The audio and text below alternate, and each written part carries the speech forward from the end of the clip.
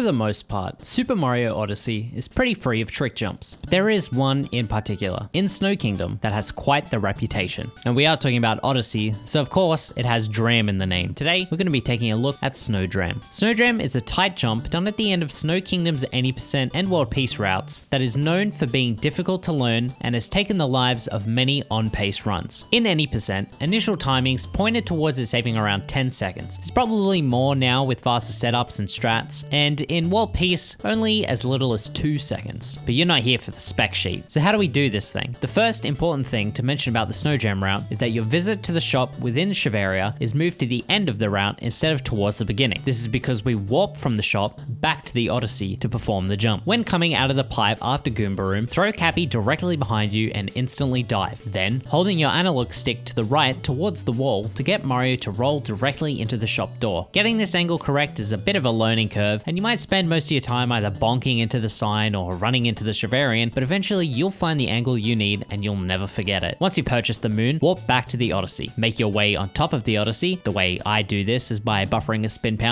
pounding, moving away from the Odyssey to prevent a bonk, waiting until the peak of the spin pound, and then up throwing so I can redirect Mario to face forward, then diving. Any way of getting up is basically as good as any other way. This is just the way that I choose to do it. Once you're up, you want to move Mario into the proper position. Using Mario's left foot as a guide, you can slot him right in between this right angle created by the lines of the Odyssey. This is the quickest and easiest visual cue to base your position on. An important thing to note is that it doesn't directly matter what direction Mario is facing before you move on with the next step, as going into first person will reset that positioning anyway. Once in position, go into first person by pressing R3 and line this Japanese character right at the end with this loop on the Odyssey. It doesn't need to be directly on it, just anywhere on the vertical axis. I should probably point out that I'm making this video right as it's getting discussed on whether Chinese might be faster as a language for Odyssey. So I don't have a visual cue for Chinese if that ends up being the case. I'm sorry.